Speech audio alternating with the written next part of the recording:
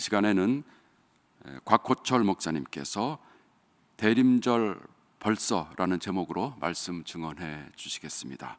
우리 모두 하나님의 뜻을 새롭게 깨닫는 귀한 시간이 되기 바랍니다.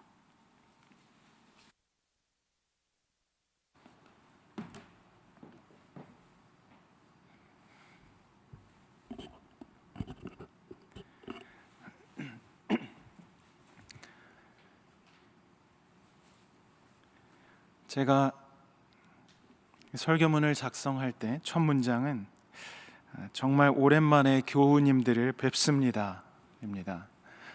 네, 오늘 자리가 많이 비어 있어서 며칠 전까지만 해도 그래도 함께 교회에서 예배할 수 있었는데 갑자기 우리 코로나19 상황이 악화돼서 함께 이 자리에서 예배할 수 없어서 굉장히 제 마음이 좀 휑한 느낌이 듭니다. 그래도 온라인을 통해서 함께 예배하는 우리 교우님들 가정과 또 삶에 하나님의 은혜가 충만하기를 기도합니다. 국제 캠퍼스 대학부를 담당하면서 계속 성도에 제가 있다 보니까 로스채플에서 예배 인도하고 또 설교하고 성경 공부를 하던 것이 아주 먼 과거의 일처럼 느껴집니다. 누군가의 비석에 내 우물쭈물하다가 이럴 줄 알았다, 그렇게 쓴 사람이 있다고 하는데, 우물쭈물하다 보니까 벌써 한 해가 휙 지나가고 예수 그리스도의 오심을 기다리는 대림절이 시작되었습니다. 대림절 벌써? 라는 설교 제목처럼 벌써 대림절이 왔습니다. 예수님 오심을 기다리고 기뻐한다면 이제야 대림절이라고 해야 할 텐데 벌써 대림절입니다.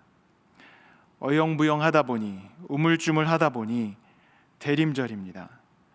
준비할 틈도 없이 대림절기에 들어섰습니다. 오늘 설교를 준비하다가 눈에 들어오는 기도시가 있었습니다. 어떤 목사님이 쓰신 사계절을 위한 기도라는 책에 있는 시입니다. 오늘 설교와 맥락이 닿아서 소개해 드리려고 합니다. 주여, 인생의 가을과 겨울을 준비 없이 만나지 않게 해주소서. 다가올 하나님의 나라를 바라보면서 살아가는 소망의 삶이 되게 하소서.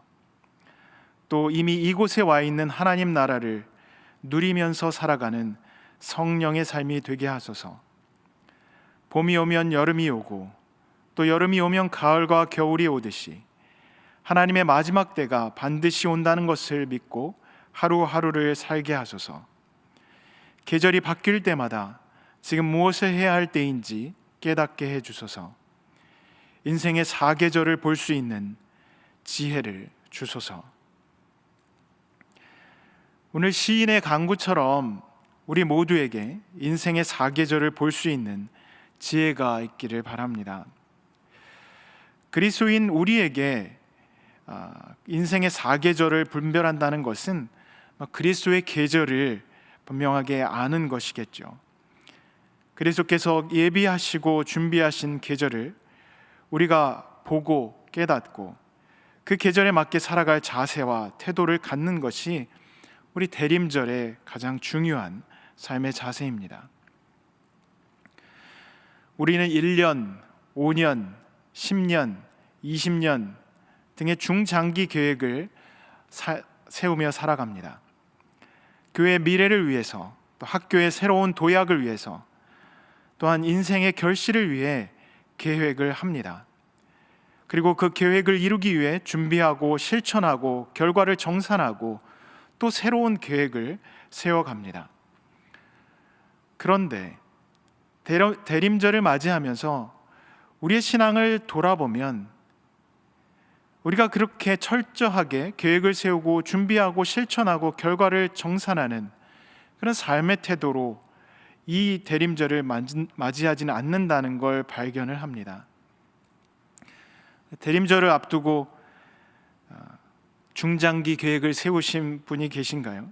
대림절 준비 1년, 5년, 10년 계획 이런 거를 우리가 세우지는 않고 대림절을 맞이합니다. 그래서 아마도 눈 깜짝할 사이에 벌써 대림절이 다가와 있는 것 같습니다. 대림절이 눈앞에 있는데 우리는 아직 준비가 되어 있지 않은 것 같습니다. 해야 할 일들이 너무 많습니다. 연말을 앞두고 교우님들 해야 할 일들이 많으실 겁니다. 일터에서, 가정에서, 그리고 개인적으로 해야 할 일들이 산적해 있습니다. 그 일들을 처리하다 보니까 예수님 맞이할 준비를 제대로 하기 어렵습니다. 혹시 지금 예배를 드리는 중에도 좌뇌에서는 예배 후에 뭘 처리해야 되지? 이런 걸 정리하고 계시지는 않습니까? 우리 삶의 다른 일들을 생각하고 또 거기에 매진하다 보니 주님께서 오심을 기다리는 그 시간이 다가오면 벌써? 라는 말이 입에서 불쑥 튀어나오게 됩니다. 신앙적으로 충실하게 살아가면서도 예수님 맞을 준비가 제대로 되어 있나? 이런 생각이 들기는 마찬가지입니다. 우리는 모두 좋은 교회를 만들기 위해서 함께 협력해 왔습니다. 거룩한 예배를 드리기 위해서 힘을 썼습니다. 사랑의 나눔을 위해서 많은 노력을 기울였습니다. 아름다운 예배당, 동고동락하는 믿음의 형제들, 하나님의 거룩함을 경험하는 예배, 섬김과 봉사의 공동체, 이것들을 위해서 힘써왔습니다. 그런데 매주일 예배하고 성경을 묵상하고 사랑의 교제를 나누고 기도를 꾸준히 해도 대림절이 우리에게 벌써라고 말하게 하는 이유는 여전히 부족한 무언가가 우리에게 있기 때문입니다. 그 부족한 것이 무엇이길래 우리는 대림절을 마주할 때마다 제대로 준비된 모습으로 예수 그리스도를 기다리고 있다고 느끼기 어려우며 또 당혹감을 느끼게 되는 걸까요? 그것을 오늘 생각해 보려고 합니다.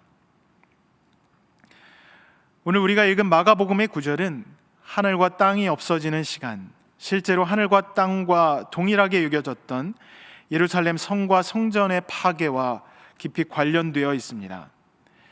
보통 마가복음을 주 70년경 혹은 성전 파괴 직전에 기록된 것으로 학자들을 통해 우리가 얘기를 합니다. 오늘 본문도 주 70년경의 기록으로 봅니다. 근데 예수님은 주 70년경이 아니라 그 이전에 사시고 말씀을 해주셨던 분입니다. 예수께서 십자가 처형을 당하신 그것을 주후 30년경으로 본다면 약 40년 뒤에 벌어진 일이 예루살렘 성전 파괴입니다.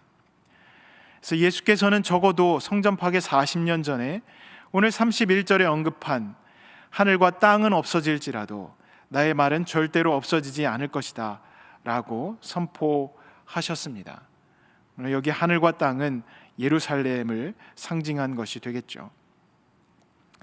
예수께서 이 말씀을 선포할 당시에 성전은 견고하게 서 있었고 성전 파괴에 대한 아무런 실마리를 찾을 수 없었습니다. 아마 그래서 예수께서 이 말씀을 하실 때 당시 제자들은 무슨 말씀을 하고 계신 건가 의아해했을 겁니다. 그러나 40년이 지난 70년경에 예루살렘이 포위되고 성전이 파괴할 상황에서 이 예수님의 말씀은 제자들에게 그리고 그 제자들의 제자들에게 새롭게 환기되었을 겁니다. 성전은 파괴되지만 예수께서 하신 말씀은 지속된다는 것이죠.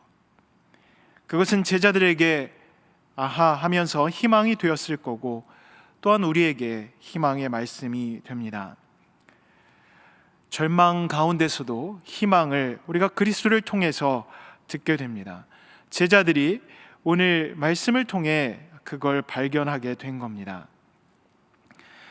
절망 가운데서 희망을 얘기하는 오늘 마가복음에서 강조되는 점은 성전이 하나님 나라로서의 자격이 없다는 것입니다. 무화과 나무와 연결되는 성전 책망의 말씀, 그것이 오늘 말씀 읽은 9절 전단락부터 이어지는 부분인데 예수께서 선포하신 그 핵심은 하나님 나라입니다. 그 하나님 나라의 구현으로서 가장 적합해야 할 성전이 그 역할을 하는데 턱없이 부족하다고 말씀하고 계십니다. 하나님 나라를 구현할 시공간으로서의 성전이 자격을 잃고 그 파멸의 벼랑 끝에 서 있습니다. 그래서 하나님을 대면하고 하나님 온전히 섬기는 유일한 장소인 성전이 아쉽게도 그 책망의 대상이 되어 있습니다. 2000년 전에 예루살렘 성전은 예수 그리스도의 질책을 받았습니다. 두려운 것은 그 질책이 2000년 전에 끝난 과거의 일이 아니라는 사실입니다. 지금 우리 교회는 바로 예수 그리스도 앞에서 책망의 대상이 되어 있지는 않은지요. 교회는 하나님 나라의 본보기가 되어야 합니다. 예수께서 공생애를 시작하실 때 가난한 자, 눈먼 자, 고통당하는 자, 억눌린 자에게 치유, 회복, 해방을 선포하시며 그 하나님 나라를 시작하셨습니다. 교회는 그 일을 감당하는 곳이어야 합니다. 그래서 치유가 있어야 되고 회복이 있어야 되고 해방이 있는 곳이어야 합니다.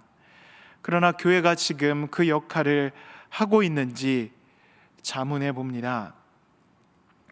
자신 있게 대답하기가 어렵습니다. 그런데 그것은 우리만의 문제는 아닌 것 같습니다. 라스무센이라는 저명한 기독교 윤리학자가 있습니다. 그분이 인류 문명에서 교회들을 얘기하면서 이렇게 표현을 했습니다. 교회들이 마치 목줄에 매인 듯이 질질 끌려왔다. 심하게 얘기하면 교회들이 개처럼 질질 끌려왔다, 이렇게 비판을 합니다. 뼈아픈 책망이죠. 사회가 어디로 가야 될지 지향할 방향을 제시해야 할 교회가 사회에 질질 끌려다니고 있다는 얘기입니다. 교회와 사회가 데칼코마니처럼 똑같아서 분별할 수 없는 그런 상황이 되었고, 사회처럼 교회에서 분열과 갈등과 억압과 차별이 지속되고 있다는 그런 책망이죠. 그렇다면 예수 그리스도께서 2000년 전에 예루살렘을 향해서, 예루살렘을 성전을 향해서 했던 책망을 우리도 피할 수 없는 겁니다. 그래서 오늘 성전 파괴를 암시하는 예수님의 책망은, 그 말씀은 우리가 희망을 기대할 수 있는지 다시금 묻게 합니다. 그래서 종말과 마지막 때를 수동적으로 기다리고 사회로부터 분리된 그런 삶을 살아야 되는지를 생각하게 합니다. 그러나 오늘 본문의 질책은 수동적으로 절망의 시기를 그냥 보내라고 말씀하시지 않습니다. 예루살렘 성의 파괴를 예고하는 마가복음 13장은 보통 소묵시록이라고 부릅니다. 종말에 관한 이야기가 담겨 있기 때문입니다. 많은 경우 종말에 관한 얘기를 들으면 희망보다는 절망의 느낌을 갖습니다. 그리고 실제로 마지막이다를 말하는 사람들은 세상의 파괴를 기다리지 세상에 대한 책임감, 세상의 변화에 대한 기대를 갖고 표현하지 않습니다. 종종 말세야 말세라고 말을 하는 경우 새로운 시대를 기대하기보다는 파국의 뉘앙스를 담고 있습니다. 물론 절망을 경험하는 경우에 희망을 얘기하기 쉽지 않습니다. 어둠에 너무 익숙하다 보면 빛이 달갑지 않고 부담스럽습니다. 혹은 희망조차도 퇴색이 됩니다. 믿음이 주술화되고 신앙이 인간 욕망의 틀을 넘어서지 못할 때 예수 그리스도의 오심은 새롭지도 않고 기쁘지도 않게 됩니다.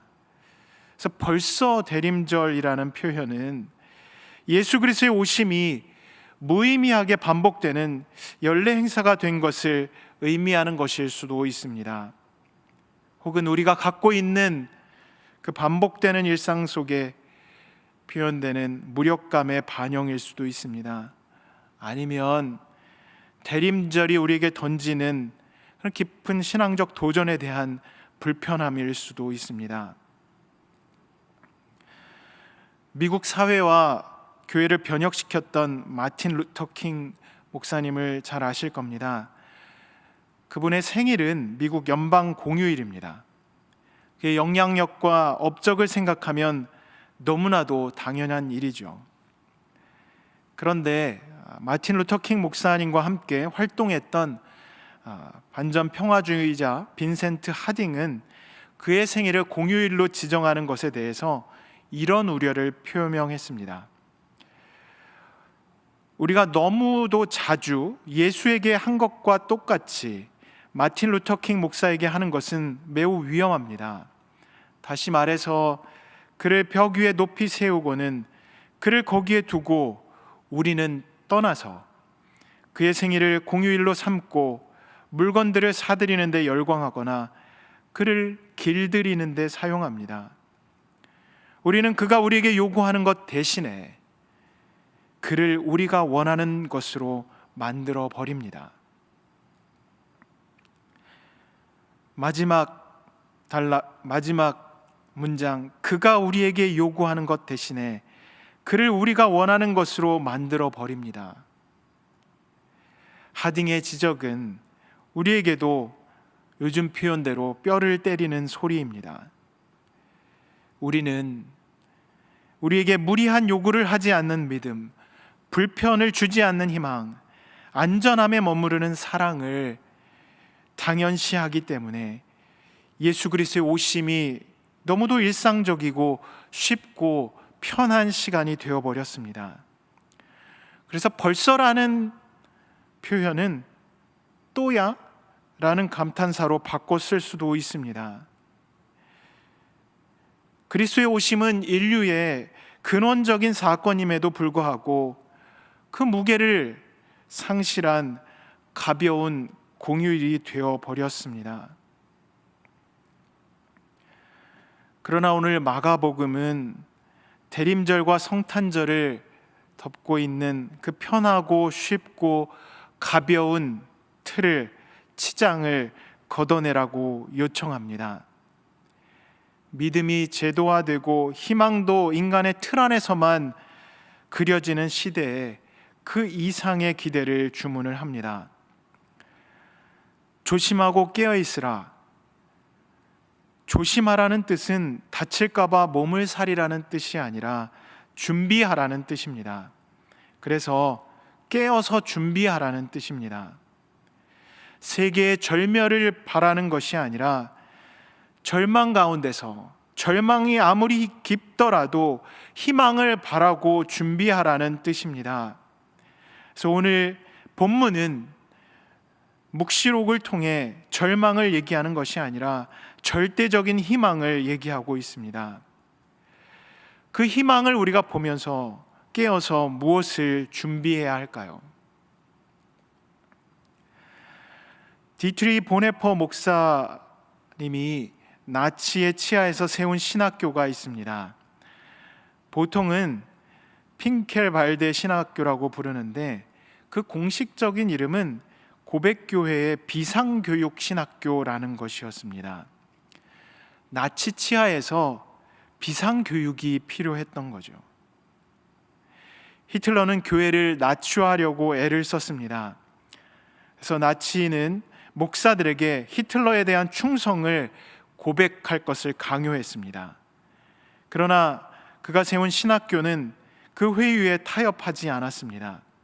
그래서 1935년에 23명의 학생들로 시작한 이 신학교는 나치 압력에 굴하지 않았고 바로 그 이유 때문에 신학생들은 범죄자로 몰렸습니다. 그들은 보네퍼 목사와 어울렸다는 이유로 국가 반역자로 간주되었습니다. 100여 명의 목사들이 체포되었고 1937년에는 결국 그 신학교가 문을 닫게 되었습니다. 그러나 보네퍼 목사님은 포기하지 않았습니다. 그리고 교회는 타자를 위해 존재할 때만 교회라고 하면서 당시 고통당하는 타자를 위해 위험을 무릅쓸 것을 강조를 했습니다. 보네퍼 목사가 나치 치하에서 경험한 절망은 한국 교회가 지금 처한 현실과는 비교할 수 없을 겁니다. 그러나 그는 그 절망의 시면에서도 희망의 끈을 붙잡고 교회를 세워 나갔습니다. 그가 그렇게 할 수 있었던 것은 그가 가지고 있었던 제자도의 비전 때문입니다. 그는 그리스도의 제자, 그 제자도를 설명하면서 이렇게 표현을 했습니다. 그리스도인은 예수님처럼 되는 데 목적이 있는 것이 아니라 바로 예수가 되어야 한다. 너무 강한 표현이라 오해의 여지가 있죠. 우리는 예수님처럼만 되어도 만족할 만큼 예수님을 따르기 쉽지 않은 것을 잘 압니다. 그러나 보네퍼 목사는 그걸로 부족하다고 얘기를 합니다. 예수가 되어야 한다. 이 무슨 의미일까요? 내가 무엇을 해서 예수님처럼 예수가 되기는 불가능합니다.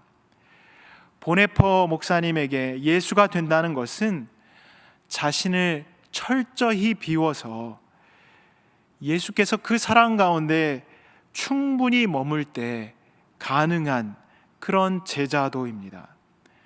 무엇을 해서가 아니라 충분히 비워서 예수님이 임재할 수 있도록 만드는 것이 제자도, 보네퍼 목사가 얘기한 제자의 자세입니다. 왜 예수님처럼 되는 것으로 부족할까요? 그것은 우리가 궁극적으로 지향해야 될 예수님 되기에, 예수의 장성한 분량에 이르기에 무관심하고 예수처럼 보이는 것에 쉽게 만족하기 때문입니다. 한국 사회에서 너무나도 정확한 지적이 아닌가 생각합니다. 이 시대 교회와 그리스도인의 문제는 예수 그리스도 주변에서 어슬렁거리고 우물쭈물대며 모양만 내는 신앙이 아닌가 생각을 합니다. 신앙의 목표가 예수 그리스도의 장성한 분량이 아니라 비슷한 정도까지만 설정되어 있으니까 문제입니다. 그곳으로는 부족합니다. 우리의 신앙의 목표는 예수께서 우리 가운데 발만 담그실 수 있게 대충 비우는 것이 아니라 철저하게 비워서 예수께서 충분히 우리를 채우실 수 있어야 합니다. 벌써 대림절입니다. 자신을 비우지 못한 교회, 자신을 비우지 못한 신앙인들은 늘 벌써 대림절을 경험하게 됩니다. 제가 그것을 경험하고 그 고백을 여러분들과 함께 나누었습니다. 그러나 바로 거기에서 예수께서 우리에게 깨어 있으라고 하십니다. 예수 그리스도를 맞이하기까지는 아직 시간이 있습니다. 이제 대림절의 시작입니다. 깨어서 준비하라고 하시는 말씀은 우리에게 예수 그리스도께서 우리 안에 충분히 임재하실 수 있도록 비우라고 하는 요청입니다. 예수께서는 우리에게 하나님 나라와 비슷한 교회, 예수 그리스도와 비슷한 신앙을 바라지 않습니다. 우리를 비우고 또 비우고, 우리 교회를 비우고 더 비워서 그리스도께서 우리 안에, 그리고 우리 교회 안에 충분히 머물 수 있기를 바라십니다. 그것이 성탄절을 준비하는 우리 삶의 자세여야 합니다. 우리 모든 대학교의 교우님들께서 자신을 비움으로 예수 그리스도의 온전한 임재를 경험하시는 대림절이 되길 간절히 축원합니다. 선포된 말씀을 생각하며 잠시 기도하겠습니다. 깨어서 준비하라고 하신 주님, 내 영혼을 깨우시고 주님 맞을 준비를 하게 해 주십시오. 내 자신을 비우게 해 주십시오. 마음 깊은 곳까지 비워 주십시오. 더 이상 내가 마주하는 나를 볼 수 없을 때까지 끊임없이 비우게 하시고 그곳에서 예수 그리스도를 만나게 해 주십시오. 끊임없이 우리를 찾아오시는 예수 그리스도의 이름으로 기도합니다. 아멘.